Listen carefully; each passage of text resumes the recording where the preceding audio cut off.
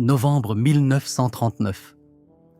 La température le long de l'isthme de Carélie était tombée à -20 degrés Celsius et le sol avait gelé suffisamment dur pour porter des chars. Les lacs étaient solides. Les forêts d'épicéas, qui couvraient la plus grande partie du sud de la Finlande, restaient immobiles dans un air si froid que le souffle d'un homme se condensait et gelait sur son écharpe avant de pouvoir se dissiper. Dans les villes frontalières, le long de l'isthme de Carélie, les familles à qui l'on avait dit qu'il pourrait y avoir une guerre n'y avaient pas tout à fait cru. Les ordres d'évacuation arrivèrent avant l'aube. Les gens partirent avec ce qu'ils pouvaient emporter. Derrière eux, le ciel au sud-est éclaircissait pour de mauvaises raisons. L'armée rouge de l'Union soviétique, la plus grande force militaire au monde, franchit la frontière finlandaise en 32 points simultanément, avec près d'un demi-million d'hommes, 4000 chars et une force aérienne qui surpassait celle de la Finlande d'un facteur de 30 contre 1. Le haut commandement soviétique avait dit à ses troupes de voyager léger. La guerre durerait 2 semaines au maximum. Helsinki serait prise.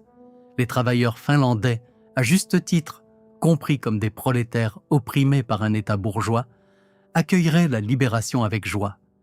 La Finlande comptait une population de 3 700 000 habitants, une armée d'environ 300 000 hommes, 32 chars, et aucune force aérienne digne de ce nom.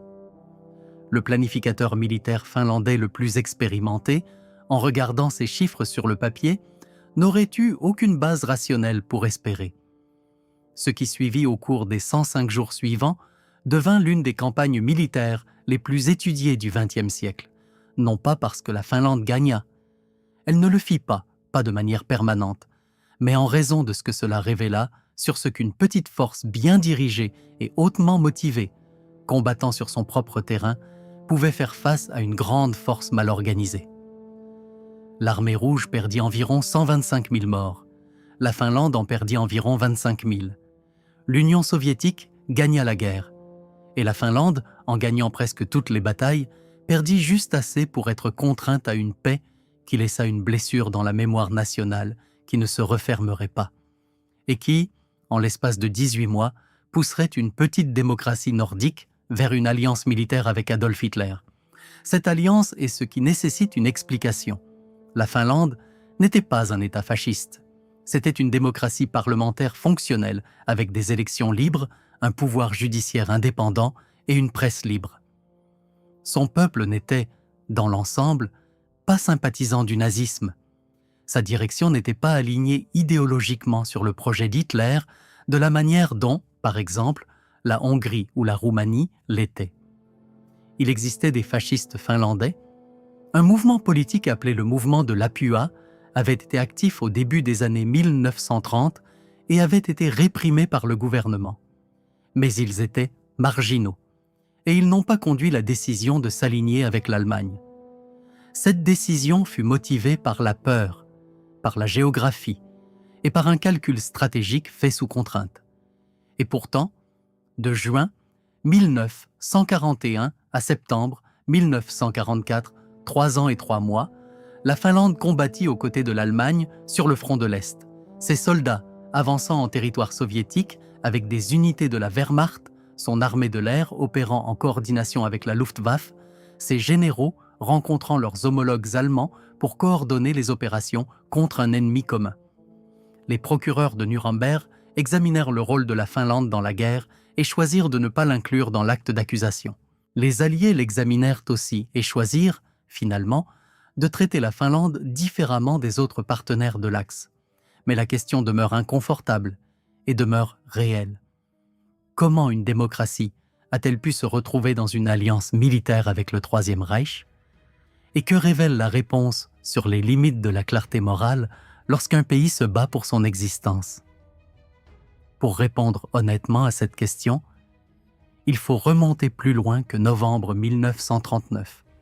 Il faut remonter à l'hiver 1917, au moment où la Finlande devint un pays, et à la manière spécifique dont elle le devint, car l'origine de l'indépendance finlandaise façonna les peurs et le calcul stratégique qui guidèrent chaque décision ultérieure. La Finlande faisait partie de l'Empire russe depuis 1809, lorsque le tsar l'annexa à la Suède. Pendant un siècle, elle bénéficia d'un certain degré d'autonomie, son propre parlement, ses propres lois, sa propre culture. Mais elle n'était pas indépendante, et la pression vers la russification à la fin du XIXe siècle avait rendu la relation de plus en plus amère. Lorsque l'Empire russe s'effondra en 1917, les Finlandais virent leur chance et déclarèrent l'indépendance en décembre de cette même année. Ce qui suivit ne fut pas une transition pacifique. Quelques semaines après l'indépendance, la Finlande tomba dans une guerre civile entre les gardes rouges, des travailleurs finlandais alignés sur la révolution bolchevique, et les gardes blancs, une force bourgeoise et conservatrice soutenue par l'armée allemande qui envoya des troupes et des officiers pour aider à écraser la gauche finlandaise. La guerre civile fut brève mais sauvage. Les Blancs gagnèrent. Entre 35 000 et 40 000 Finlandais moururent, une large proportion d'entre eux étant des prisonniers rouges morts dans des camps après la fin des combats, tués par la faim, la maladie et dans certains cas, par exécution. Les blessures de cette guerre civile, qui suivit des lignes de classe et laissa une amertume profonde des deux côtés, façonnèrent la vie politique finlandaise pendant des décennies. Mais cela établit aussi, dans l'esprit de la classe dirigeante finlandaise, une peur précise et durable que l'Union soviétique, qui avait soutenu les gardes rouges et qui continuait à soutenir les mouvements communistes finlandais par la suite, représentait une menace existentielle et que cette menace n'était ni abstraite ni lointaine. C'était un voisin dont la frontière se trouvait à 30 km de la deuxième ville de Finlande. Pendant les 2 décennies séparant l'indépendance de la guerre d'hiver, la politique étrangère et de défense finlandaise s'organisa autour de cette peur. La Finlande rejoignit la Société des Nations. Elle tenta de construire une solidarité nordique avec ses voisins scandinaves. Elle chercha des accords bilatéraux de non-agression et maintint des relations diplomatiques avec Moscou qui étaient correctes dans la forme et profondément méfiantes dans le fond. Elle maintint une politique de stricte neutralité et essaya d'éviter de provoquer l'Union soviétique tout en construisant simultanément une armée conçue pour un objectif précis: rendre le coût d'une invasion de la Finlande suffisamment élevé pour que les soviétiques y réfléchissent à 2 fois. Le corps des officiers fut formé par des hommes ayant étudié dans des académies militaires allemandes et françaises. La doctrine et les tactiques de l'armée furent développées en tenant compte attentivement du terrain spécifique de la Finlande. Les forêts, les lacs, l'hiver, l'absence de routes dont les armées mécanisées avaient besoin.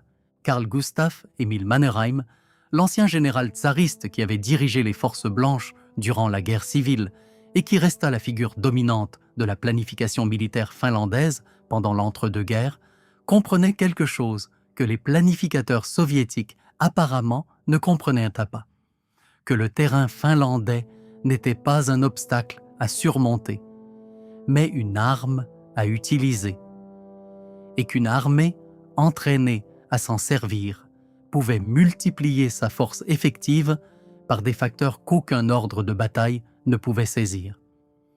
Les exigences soviétiques qui précédèrent la guerre d'hiver relevaient, du point de vue de Moscou, d'une logique stratégique simple. L'Union soviétique voulait une zone tampon entre Leningrad et la frontière finlandaise. Leningrad était alors la 2e ville de l'URSS et ses faubourgs nord se trouvaient à portée d'artillerie du territoire finlandais.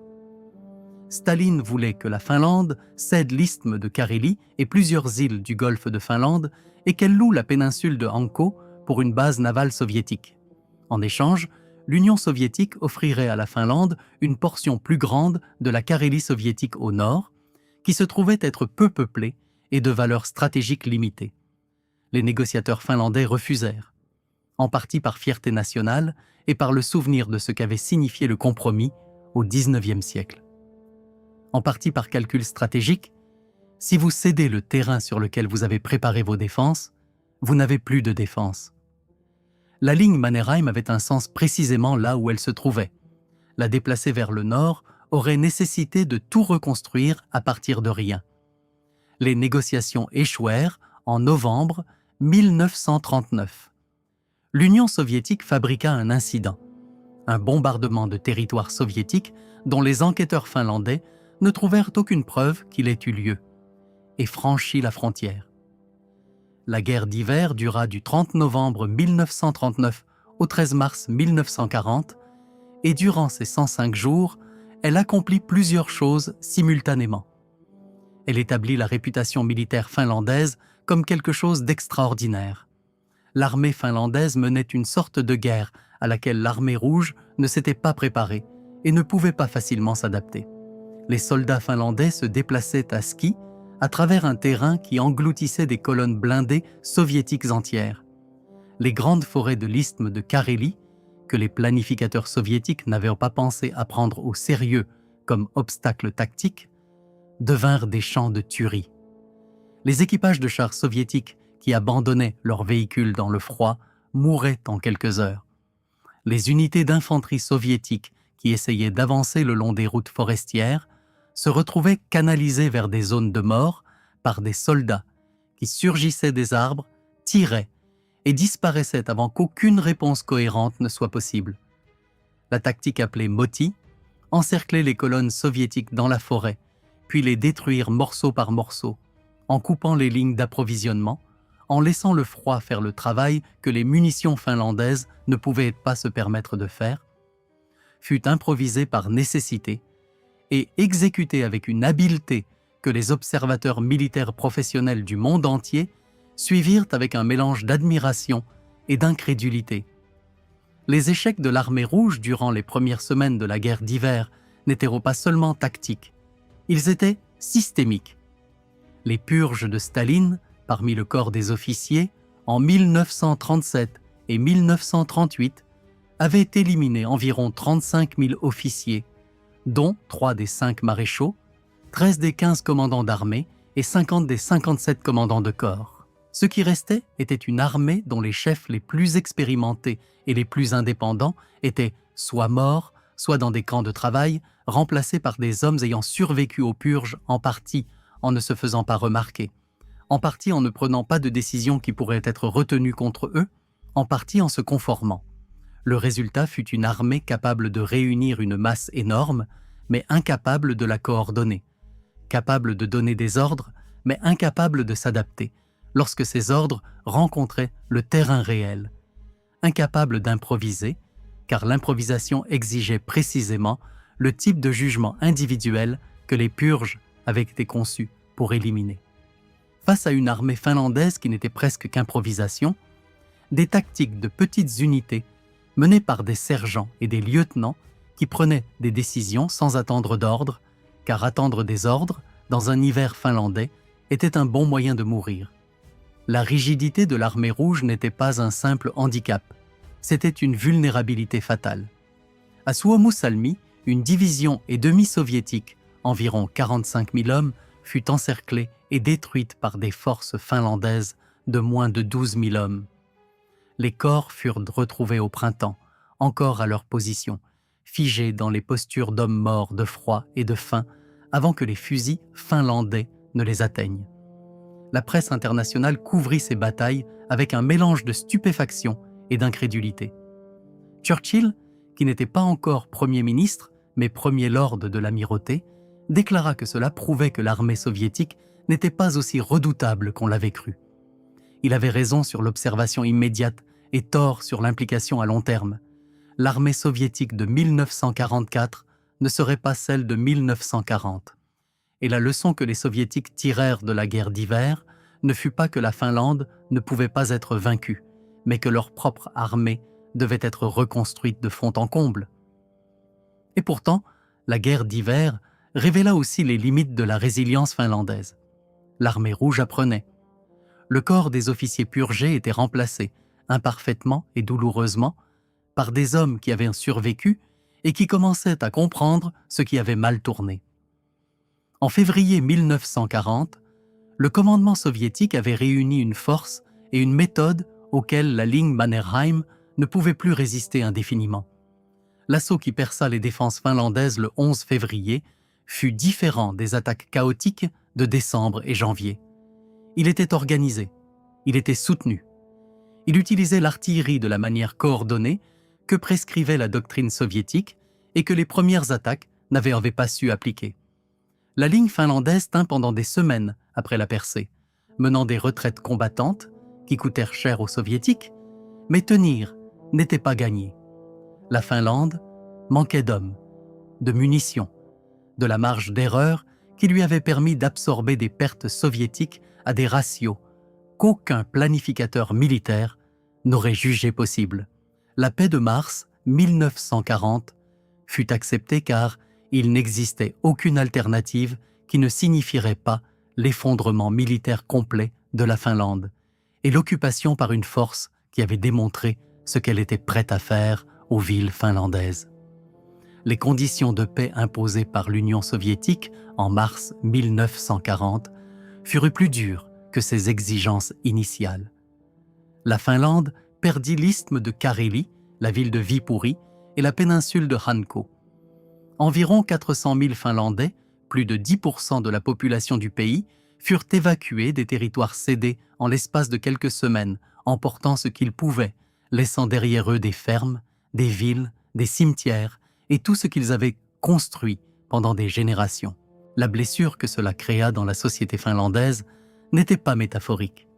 C'était la perte de la deuxième ville du pays, de terres agricoles qui avaient nourri une part importante de la population, de lieux où des familles avaient vécu pendant 100 ans.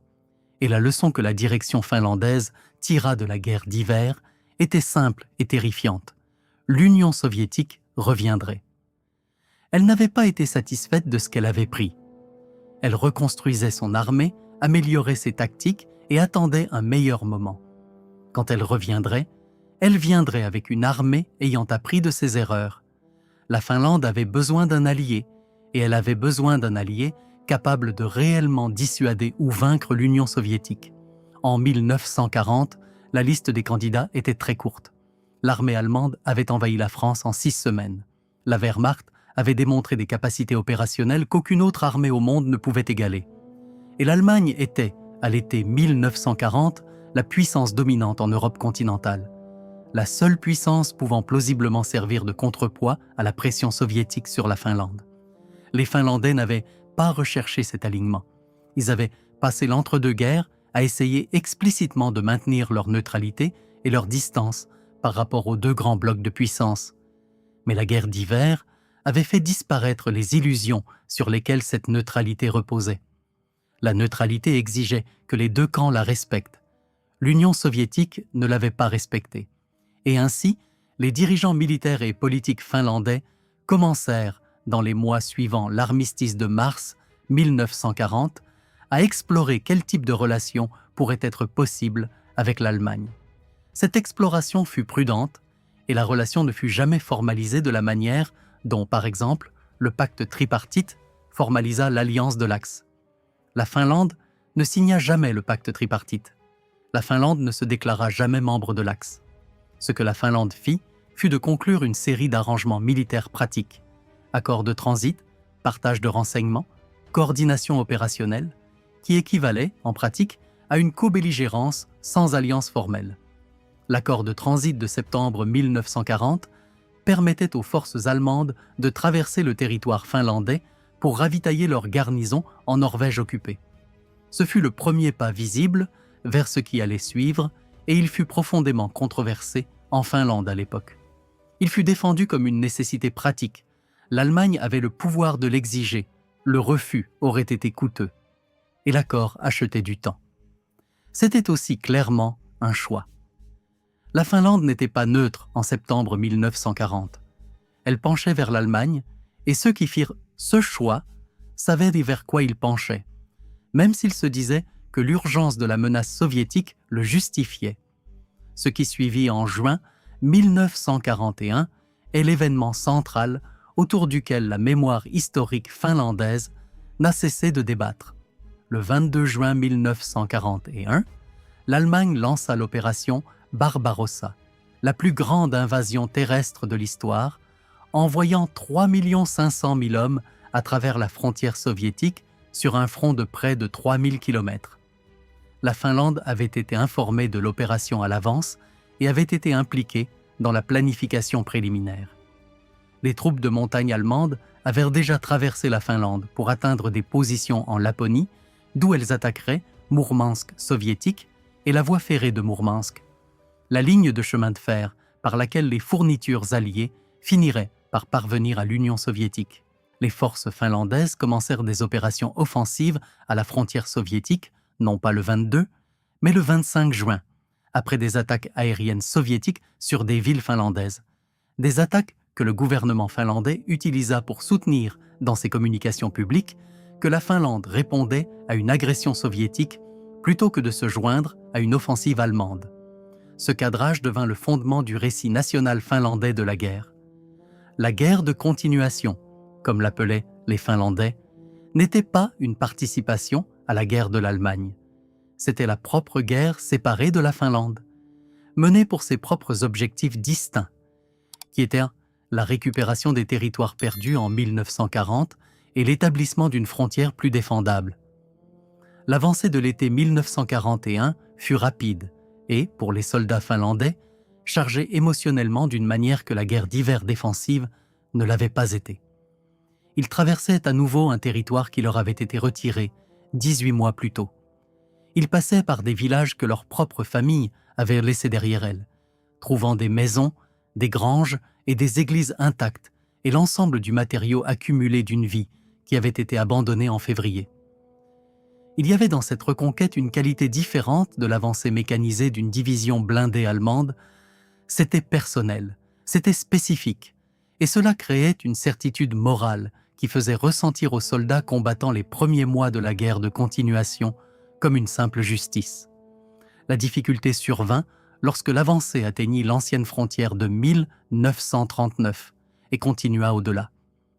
L'argument fut toujours que la frontière d'avant-guerre était indéfendable, que la Finlande avait besoin d'une profondeur supplémentaire pour empêcher la prochaine invasion soviétique d'atteindre le cœur peuplé du pays avant que les forces finlandaises ne puissent réagir.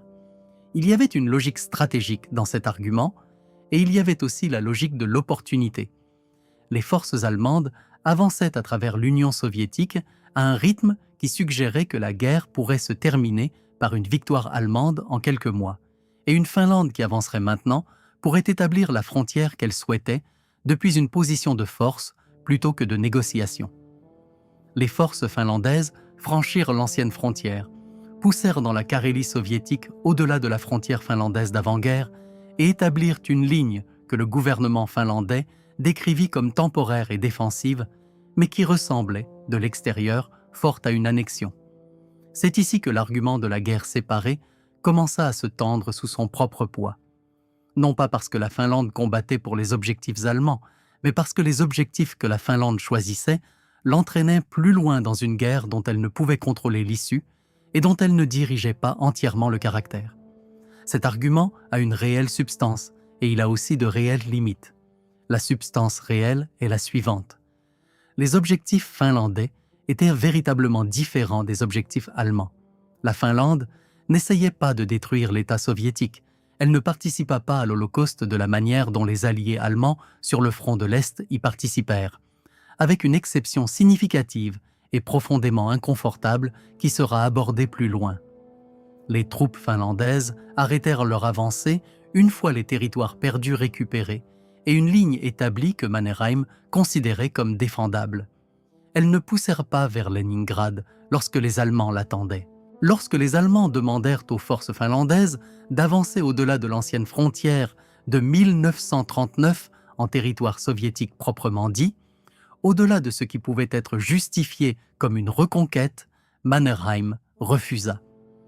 Il refusa parce qu'il comprenait qu'une Finlande participant à la destruction de l'État soviétique serait définitivement dépendante de l'Allemagne, et qu'une dépendance permanente envers l'Allemagne constituait un résultat presque aussi dangereux qu'une pression permanente de l'Union soviétique. Il pensait deux guerres à l'avance, pendant qu'Hitler pensait à la guerre en cours. Les limites réelles de l'argument de la guerre séparée sont tout aussi importantes. Les opérations militaires finlandaises de 1941 et 1942 étaient coordonnées avec les opérations allemandes. Les forces allemandes opéraient depuis le territoire finlandais. Les troupes finlandaises assiégèrent Leningrad soviétique depuis le nord, contribuant à un siège qui tua environ 1 million de civils soviétiques par la faim et les bombardements. L'un des sièges les plus meurtriers de l'histoire militaire. Le siège dura près de 900 jours, de septembre 1941 à janvier 1944, et la contribution finlandaise, tenir l'arc nord de l'encerclement, n'était pas accessoire. La ville ne pouvait pas être pleinement approvisionnée par voie terrestre tant que les forces finlandaises tenaient l'isthme de Carélie et les zones au nord. Il existait une route d'approvisionnement à travers le lac Ladoga, la route de la vie, qui empêchait la ville de mourir de faim complètement. Mais c'était une ligne mince et précaire qui fonctionnait sous une menace constante. Les forces allemandes et finlandaises ensemble créèrent l'encerclement qui fit du siège ce qu'il fut. Le fait de savoir si retirer la Finlande de l'équation aurait brisé le siège entièrement, ou seulement réduit sa gravité, ou n'aurait fait aucune différence matérielle parce que les Allemands seuls tenaient assez du périmètre pour maintenir le blocus. Voilà la question à laquelle les historiens ne peuvent pas répondre complètement, car le scénario alternatif ne peut pas être testé. Ce qui n'est pas hypothétique, c'est le million de morts. Ce qui n'est pas hypothétique, c'est que les soldats finlandais faisaient partie de la force qui rendit ce bilan possible. La distinction entre cobelligérance et alliance, entre la guerre de la Finlande et la guerre de l'Allemagne, était réelle au niveau stratégique et floue au niveau opérationnel. Les deux choses étaient vraies simultanément. La question de l'Holocauste est la partie la plus difficile de cette histoire, et c'est la partie que la mémoire historique finlandaise a été la plus lente à pleinement affronter. La Finlande comptait environ 2000 citoyens juifs, la plupart d'entre eux des ressortissants finlandais, dont les familles vivaient dans le pays depuis des générations. Ils servirent dans l'armée finlandaise, combattirent dans des unités finlandaises et ne furent pas persécutés de la manière systématique dont les Juifs des territoires occupés par l'Allemagne le furent. Le gouvernement finlandais refusa les demandes allemandes de livrer les Juifs finlandais pour déportation, et ce refus fut clair et constant tout au long de la guerre.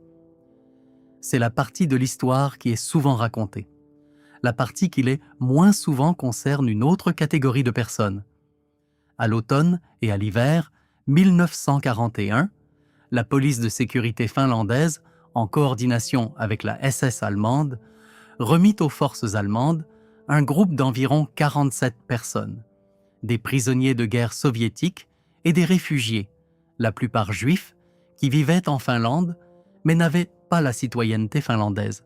Ils furent transférés sous garde allemande en territoire occupé par l'Allemagne. Presque tous furent tués. La question de savoir ce que le gouvernement finlandais savait du devenir de ces personnes au moment du transfert a fait l'objet d'enquêtes historiques, et la conclusion des recherches les plus rigoureuses récentes est que les autorités finlandaises savaient ou auraient dû savoir ce que signifiait la garde allemande en 1941 pour les prisonniers juifs.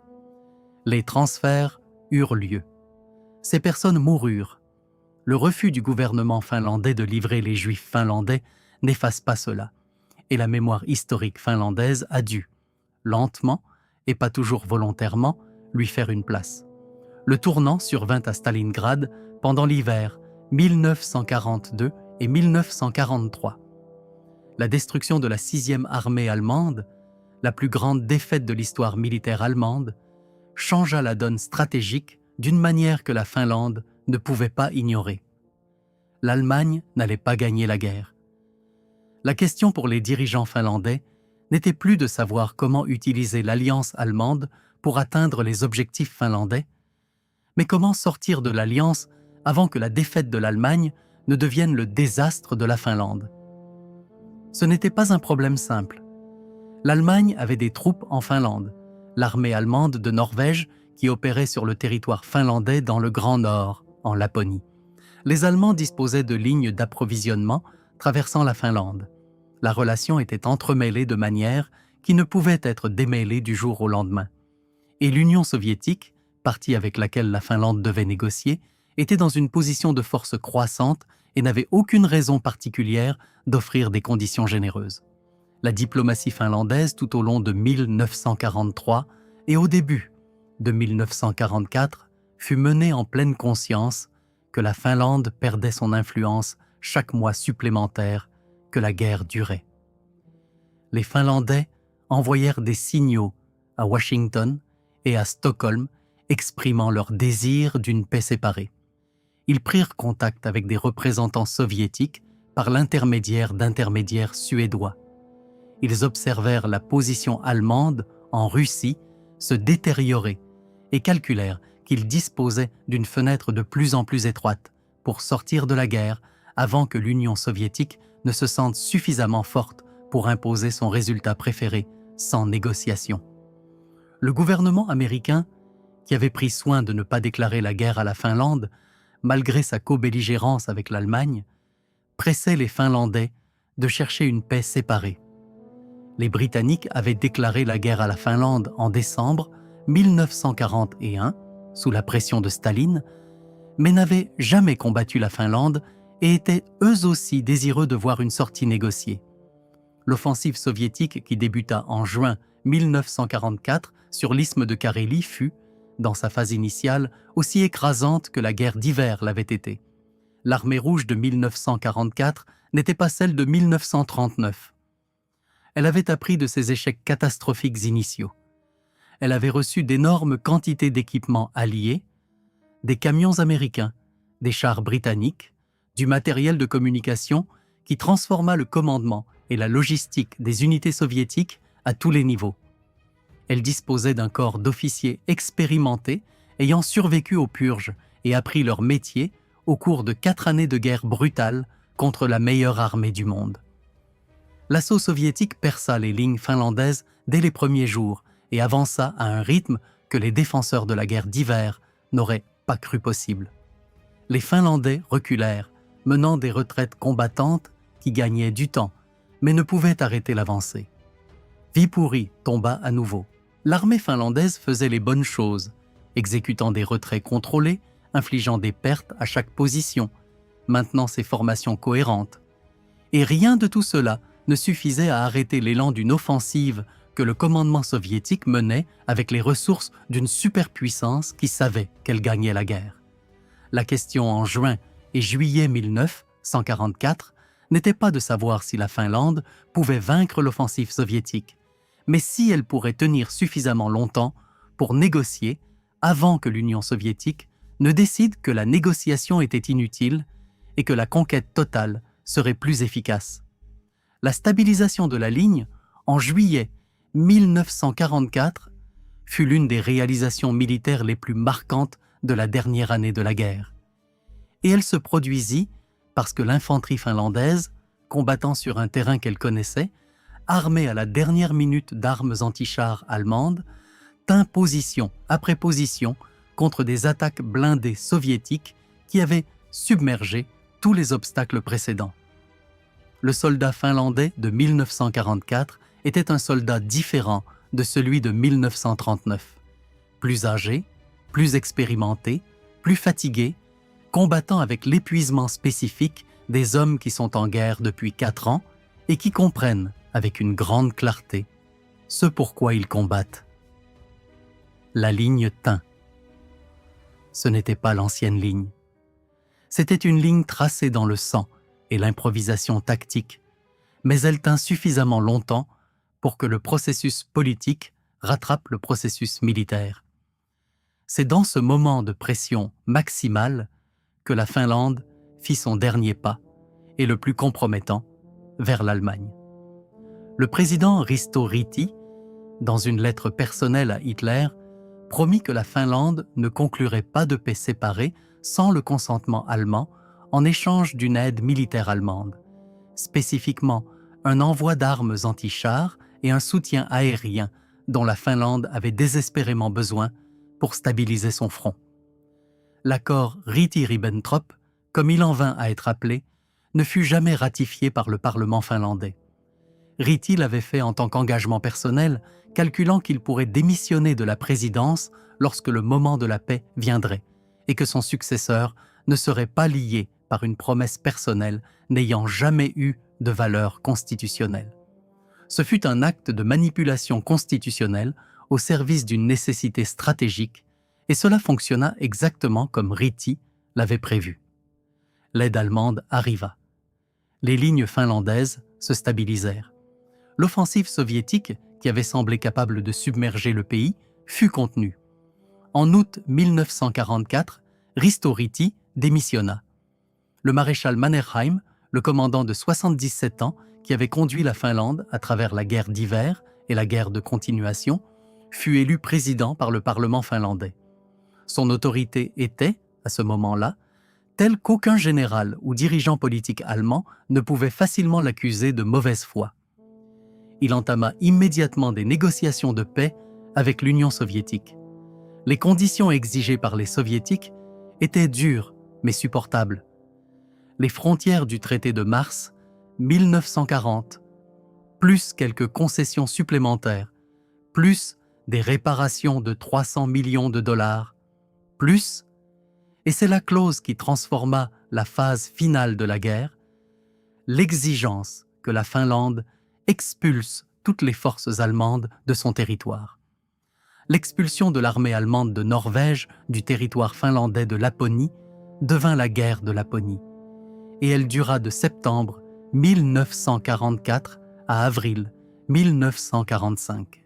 Les Allemands, qui avaient été les partenaires de la Finlande pendant 3 ans, se retirèrent vers le nord et l'ouest à travers la Laponie finlandaise dans une campagne de destruction systématique qui fut parmi les plus complètes menées par l'armée allemande où que ce soit pendant la guerre. Ils brûlèrent la ville de Rovaniemi jusqu'aux fondations. Une ville de 15 000 habitants, capitale administrative de la Laponie finlandaise, réduite en gravats et en cendres si complètement que ses propres ingénieurs admirent plus tard avoir utilisé la destruction de la ville comme exercice d'entraînement pour les troupes de démolition. Ils brûlèrent des villages, détruisirent des ponts, minèrent des routes, abattirent des arbres sur les chemins et les pistes, firent sauter les infrastructures de communication, tuèrent le bétail et laissèrent derrière eux un paysage qui, au printemps 1945, ressemblait à celui d'un autre siècle. Environ 100 000 civils finlandais furent évacués de Laponie pendant les combats, la plupart vers le nord, en direction de la Suède, et beaucoup d'entre eux revinrent pour ne rien retrouver. Ni leurs maisons, ni leurs granges, ni les routes entre elles. Le caractère de la guerre de Laponie fut différent de toute autre phase de l'implication de la Finlande dans la Seconde Guerre mondiale, et il créa une sorte de vertige moral que les soldats finlandais eurent du mal à digérer. Ces hommes avaient combattu aux côtés de l'armée allemande pendant 3 ans, des hommes qui avaient partagé des positions, des fournitures, parfois des repas, des conversations, et la camaraderie spécifique des soldats d'un même théâtre d'opération. Désormais, ils poursuivaient ces mêmes hommes à travers une forêt finlandaise, tandis que les Allemands brûlaient tout ce qu'ils avaient autrefois protégé. L'armée finlandaise mena la guerre de Laponie sous des contraintes politiques qui l'empêchaient de pousser la poursuite trop fort, de crainte de provoquer une décision allemande de se retourner pour combattre sérieusement. Ce qui signifiait, en pratique, que les forces finlandaises avançaient et que les Allemands reculaient, et que la destruction se produisait dans l'espace entre les deux, et qu'il n'y avait souvent rien que les soldats finlandais puissent faire si ce n'est regarder les incendies. Les Allemands s'en sortirent, la Laponie fut détruite dans le processus. La reconstruction prit des années. Certaines communautés qui existèrent depuis des générations furent reconstruites à partir de rien. D'autres ne le furent jamais. La guerre se termina pour la Finlande en avril 1945, lorsque les derniers soldats allemands franchirent la frontière vers la Norvège. La Finlande avait été en guerre, sous une forme ou une autre, depuis novembre 1939. Elle avait combattu l'Union soviétique 2 fois, s'était alliée à l'Allemagne 1 fois et avait combattu l'Allemagne 1 fois, tout cela en 6 ans, sur le territoire d'un pays comptant moins d'habitants que le Grand Stockholm. Le coût humain fut d'environ 94 000 morts sur une population de 3 700 000 habitants. une proportion comparable aux pertes des principales nations combattantes. Le coût matériel fut énorme. Les réparations seules exigèrent de la Finlande la livraison de biens équivalent à une fraction importante de son produit national annuel, chaque année pendant 6 ans. Un fardeau qui façonna l'économie finlandaise pendant une décennie et qui transforma l'industrie finlandaise de manière qui se révélèrent, finalement, plus bénéfiques que néfastes, l'industrialisation forcée pour répondre aux exigences de réparation ayant construit une capacité manufacturière que la Finlande aurait pris des générations à développer autrement. Le coût territorial fut la perte permanente de la Carélie et le déplacement permanent des 400 000 personnes qui en avaient été évacuées en 1940 et qui n'y retournèrent jamais.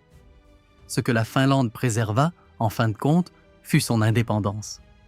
Elle fut le seul pays partageant une frontière avec l'Union soviétique à émerger de la Seconde Guerre mondiale avec sa souveraineté intacte, ses institutions démocratiques fonctionnelles et son armée toujours sur le terrain. Les États baltes furent incorporés à l'Union soviétique. La Pologne devint un État satellite. La Hongrie, la Roumanie et la Bulgarie devinrent des États satellites. La Finlande resta la Finlande. Compromise, sous pression. Contrainte dans sa politique étrangère par une relation avec Moscou qui définirait la diplomatie finlandaise pendant les 40 années suivantes, mais souveraine, démocratique et libre d'une manière dont aucun de ses voisins comparables ne le fut. La question de savoir comment évaluer les choix qui produisirent ce résultat a occupé les historiens finlandais et la vie publique finlandaise depuis. L'accusation à Nuremberg examina la question et décida de ne pas la poursuivre. Une décision qui reflétait à la fois l'intérêt des gouvernements alliés à maintenir une Finlande fonctionnelle comme État tampon entre l'Union soviétique et la Scandinavie et une ambiguïté réelle quant à savoir si les actions de la Finlande relevaient des crimes contre la paix selon les définitions appliquées par le tribunal. La Finlande était co-belligérante et non membre formel de l'Axe. Elle n'avait jamais signé le pacte tripartite. Ses objectifs étaient territoriaux et défensifs, plutôt qu'idéologiques et expansionnistes. Les questions juridiques étaient véritablement difficiles et les questions politiques l'étaient tout autant. Les gouvernements alliés avaient repassé la guerre à entretenir soigneusement leurs relations avec la Finlande. Les États-Unis ne déclarèrent jamais la guerre à la Finlande, la Grande-Bretagne ne le fit que sous la pression soviétique et avec une réticence évidente, car ils voulaient une Finlande qui survive à la guerre avec ses institutions intactes et son caractère démocratique préservé. Cette préférence façonna le règlement d'après-guerre. Les procès finlandais de responsabilité de guerre de 1945 et 1946 furent des procédures nationales dans lesquelles les dirigeants ayant pris la décision d'entrer dans la guerre de continuation furent jugés selon une loi finlandaise rétroactive. Un processus juridiquement maladroit qui condamna 8 hommes, dont l'ancien président Ryti, et qui fut largement perçu en Finlande comme une mise en scène requise par les termes de l'armistice, plutôt que comme un véritable bilan. Ryti servit moins de 2 ans avant d'être libéré pour raison de santé. Mannerheim, qui en tant que président avait accepté les termes de l'armistice et qui avait organisé toute la stratégie de la guerre de continuation, ne fut jamais jugé. Son rôle était considéré comme trop central pour l'identité nationale finlandaise et trop compliqué pour être traité par un processus judiciaire sans déchirer le pays. Il mourut en Suisse en 1951 dans une forme d'exil, ayant survécu à la guerre et à ses conséquences les plus immédiates, mais pas au débat que ses décisions avaient déclenché. Le véritable bilan a été plus lent, plus douloureux et reste, à certains égards, incomplet. La récupération de la Carélie est restée une question politique périodique en Finlande, débattue avec une intensité variable à mesure que l'Union soviétique devenait la Russie et que la politique intérieure russe évoluait. Après l'effondrement soviétique de 1991, il y eut un moment où certains politiciens finlandais soulevèrent ouvertement la question de la Carélie. Le gouvernement russe fit clairement comprendre qu'il n'était pas intéressé, et le gouvernement finlandais conclut que la relation avec la Russie et la stabilité de la frontière actuelle étaient assez plus importantes que le retour symbolique d'un territoire dont la population était finlandaise il y a 60 ans. la question de la responsabilité finlandaise dans le siège de Leningrad a été abordée honnêtement par certains historiens et de manière défensive par d'autres. La question des 47 prisonniers juifs transférés sous garde allemande a fait l'objet d'une enquête approfondie, commandée par le gouvernement, qui confirma les transferts et leurs conséquences fatales, et qui représenta un moment important d'examen national de soi. L'histoire de la Finlande durant la Seconde Guerre mondiale est, en fin de compte, une histoire sur ce que font les pays lorsqu'ils n'ont pas de bonnes options, lorsque chaque choix disponible implique un compromis de principe ou un risque d'annihilation, et lorsque le luxe de la clarté morale n'est simplement pas disponible. La Finlande choisit l'alliance avec l'Allemagne parce qu'elle craignait davantage l'Union soviétique, parce que l'Allemagne semblait gagner, et parce que l'alternative, la neutralité ou l'accommodement avec Moscou, semblait conduire directement à l'absorption qui avait déjà englouti l'Estonie, la Lettonie et la Lituanie. Ce n'étaient pas des calculs irrationnels. Ils n'étaient pas, dans les circonstances de 1941, manifestement erronés. Ils n'étaient pas non plus sans coût moral, et ce coût moral fut payé non seulement par la Finlande, mais par des personnes qui n'eurent aucune voix dans la décision. Mannerheim, qui navigua à travers toute cette séquence, la guerre d'hiver, la guerre de continuation, la guerre de Laponie, et qui mourut en 1951 après avoir préservé le pays qu'il avait servi pendant plus de 40 ans, est la figure autour de laquelle s'organise la mémoire historique finlandaise, et le débat à son sujet résume le débat sur la Finlande elle-même. C'était un aristocrate conservateur aux opinions complexes sur la démocratie, un ancien officier tsariste ayant combattu pour l'indépendance de la Finlande, puis dirigé le camp blanc lors de sa guerre civile, un homme ayant vu et fait des choses que la comptabilité morale simple n'accommode pas facilement. Il prit des décisions qui coûtèrent des vies finlandaises, des vies soviétiques et les vies de personnes livrées à des tueurs. Il préserva aussi une démocratie dans un voisinage où les démocraties ne survivaient pas. Que la préservation justifie les moyens, que les moyens ayant été plus ou moins contraints que la mémoire ultérieure ne l'a suggéré, qu'il y ait eu des chemins non pris qui auraient conduit à de meilleurs résultats. Ce sont des questions sur lesquelles les Finlandais débattent depuis 8 décennies et qui ne seront probablement réglées par aucun récit unique. Les frontières que la Finlande négocia en 1944 sont, dans l'ensemble, les frontières qui existent aujourd'hui. L'isthme de Carélie est un territoire russe. Viipuri est devenu Viborg, une ville russe.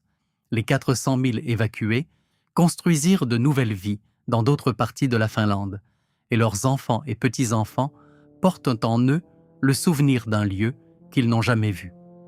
L'armée finlandaise, façonnée par l'expérience de 2 guerres contre l'Union soviétique, resta parmi les forces défensives les plus capables d'Europe par rapport à la taille du pays. Un héritage des leçons de la guerre d'hiver que la Finlande n'a jamais oublié. La doctrine de politique étrangère que les dirigeants finlandais développèrent dans les décennies d'après-guerre, prudente, pragmatique, maintenant des relations correctes avec Moscou, tout en préservant des liens avec l'Ouest, garda le pays libre pendant la guerre froide et le positionna pour développer ses liens occidentaux lorsque la guerre froide prit fin. La Finlande rejoignit l'OTAN en avril 2023, plus de 80 ans après le début de la guerre d'hiver. La demande avait été soumise l'année précédente, quelques semaines après l'invasion à grande échelle de l'Ukraine par la Russie en février 2022, et elle traversa le processus de ratification de l'Alliance avec une rapidité inhabituelle, reflétant à la fois l'urgence du moment et la qualité de la candidate. La Finlande apporta à l'OTAN une armée qui était, selon la plupart des évaluations, la force défensive la plus capable d'Europe par rapport à sa taille, l'héritage d'un pays qui n'avait jamais cessé de s'entraîner pour la guerre qu'il espérait ne pas voir arriver, qui avait maintenu la conscription masculine universelle pendant les décennies d'après-guerre, alors que la plupart des pays occidentaux étaient repassés à des armées de volontaires, qui avait gardé ses réserves prêtes et son équipement moderne et sa doctrine tactique affûtée pendant 75 ans de paix. Le soldat finlandais de 2023 était l'héritier de quelque chose qui remontait jusqu'à la guerre d'hiver et à la leçon précise que la Finlande avait payée en sang pour apprendre que la géographie, l'entraînement et la motivation, combinés aux bonnes armes, pouvaient compenser une énorme disparité en nombre brut, mais que la motivation et l'entraînement ne suffisaient pas si l'ennemi avait des alliés et que vous n'en aviez pas. Ce fut, pour de nombreux Finlandais, l'aboutissement du voyage qui avait commencé lorsque l'Union soviétique franchit la frontière en novembre 1939. Le jugement stratégique de 1939, selon lequel la Finlande avait besoin d'alliés capables de réellement dissuader la puissance russe, n'avait pas changé. Les alliés disponibles, eux, avaient changé. L'alliance avec l'Allemagne avait été un expédient désespéré qui coûta à la Finlande 3 ans de compromis moral, 94 000 morts et une paix qui laissa la Carélie définitivement de l'autre côté de la frontière. L'alliance avec l'OTAN était quelque chose de différent, une communauté de démocratie, rejointe librement, sans la pression d'une invasion immédiate, en pleine lumière de la délibération publique et du vote parlementaire. Le chemin entre ces deux alliances traversa la guerre d'hiver, la guerre de continuation, la guerre de Laponie, la guerre froide, et 80 ans d'un petit pays travaillant, génération après génération, à comprendre ce que signifiait être libre dans un voisinage dangereux. Si cette histoire vous a marqué, j'aimerais connaître votre avis dans les commentaires. La décision de la Finlande de s'allier à l'Allemagne nazie est l'une des questions morales et stratégiques les plus véritablement difficiles de la Seconde Guerre mondiale. Les historiens débattent encore pour savoir s'il s'agissait d'un compromis nécessaire imposé par des circonstances impossibles ou d'un choix dont les alternatives n'ont pas été pleinement explorées. Je vais donc vous poser directement la question. L'alliance de la Finlande avec l'Allemagne était-elle une nécessité stratégique qui a préservé une démocratie alors que toutes les démocraties voisines étaient détruites? Ou était-ce un compromis qui est allé plus loin que les circonstances ne l'exigeaient et qui a entraîné un coup moral que la mémoire finlandaise a mis trop de temps à pleinement reconnaître? Dites-moi de quel côté vous vous situez et dites-moi pourquoi. Je lis chaque commentaire et sur ce sujet, je veux sincèrement savoir ce que vous en pensez. Abonnez-vous pour le prochain chapitre de l'histoire de la guerre en Europe du Nord. Si cette vidéo vous a trouvé, laissez une mention. J'aime afin qu'elle trouve également la personne suivante. Maintenant, regardez celle-ci ensuite.